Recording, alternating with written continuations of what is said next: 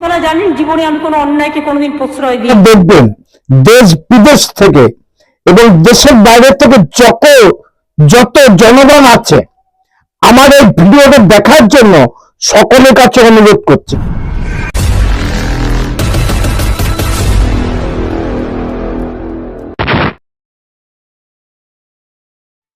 নমস্কার, আমি কৃষ্ণপদ অধিকারী।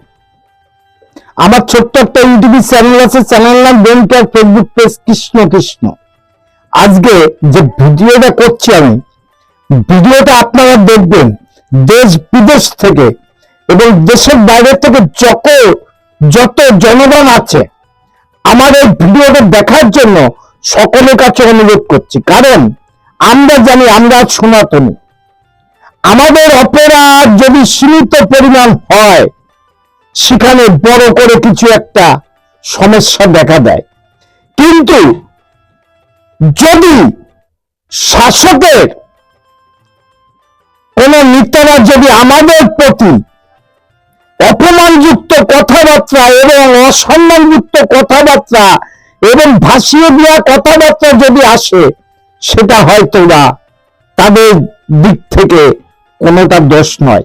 কারণ দেখাবো আমি যে আজকের থেকে আমি কথা বলে গেলাম যে সনাতন ধর্মকে বাঁচায় রাখার জন্য যে মানুষটা দিনের পর দিন অগাধ পরিশ্রম করে যাচ্ছে, দল বাড়ি নির্বিশেষে অনলি সনাতনীদের প্রতি যে ভরসা দিয়ে চলেছে, তার প্রতি এই আচরণ সনাতনীরা মেনে নেবে কিনা জানি না। কিন্তু আমি মেনে নিতে পারিনি বিধায় এই বিষয়টা নিয়ে আমি একটা ভিডিও করছি। আপনারা দেখবেন আমার ভিডিওটা এবং এই ভিডিওটা সবাই যেন দেখতে পায় এবং শেয়ার করে দেবেন, এই অনুরোধটুকু রইল। চলেন কথা না বাড়িয়ে, কারণ আজকে অনেক কথা বলার আছে, কথা না বাড়িয়ে ভিডিওটা শুরু করি। শুভেন্দু অধিকারী যে কথা বলেছিল তার প্রতিদান কি আসলো। মুসলমান এমএলএ জিতে আসবে, বিজেপি সরকারে আসবে, ট্যাঙ্গলা করে তুলে রাস্তায় ফেলবো। 72 ঘন্টা সময় দিচ্ছি। 72 ঘন্টা নয়, 72 বছরের স্বপ্ন আপনার সফল হবে কিনা জানি না। কারণ আপনি সোশ্যাল মিডিয়ায় আগে এই সনাতনীদের পরে যে কথাগুলো বলেছেন, এখনো সনাতনীরা অনেক সহ্য করে আছে। তার জন্য আমরা কোনো প্রতিবাদ করি না। আমরা জানি যে আমাদের সনাতন ধর্মকে বাঁচিয়ে রাখার জন্য আমরা যা কিছু করছি সেটা ধর্মে বাঁচিয়ে রাখার জন্য। শুধু চ্যাংদোলার কথা বলেছে, আপনি কি বলতে পারেন? এইবার শুনে রাখুন, আপনি যে কথাটা বলেছিলেন তার প্রতিবাদ কে করবে জানি না। এটা বাংলার জনগণের কাছে প্রশ্ন রেখে গেলাম।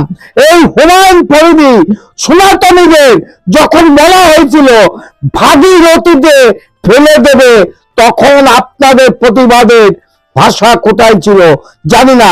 চলেন ইনি কি বলতে পারে আমি শুনিয়ে দিই। কত ধানে কত চাল হয়, 2 ঘন্টার মধ্যে তোমাদেরকে যদি ভাগীরথীর গঙ্গায় না ফেলতে পারি, রাজনীতি থেকে সরে যাব।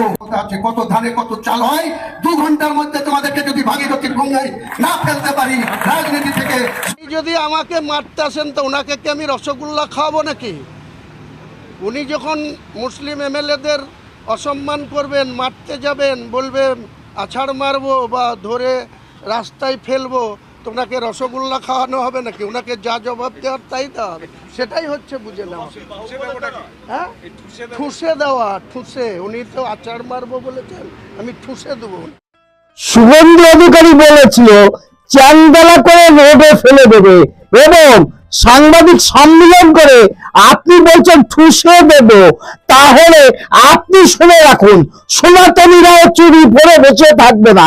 কারণ আপনি বলেছেন ভাগীরথীতে ফেলে দেব, সেখানে দাঁড়িয়ে শুভেন্দু অধিকারী যদি বলেই থাকে চ্যাংদোলা করে ফেলে দেব, তাহলে আপনার অপরাধটা লঘুভাবে দেখানো হচ্ছে আর শুভেন্দু অধিকারীর অপরাধ বড় করে দেখানো হচ্ছে। এই বাংলায় এটা চলতে পারে না, আর চলবে না, কারণ সনাতনীরা এক হয়েছে।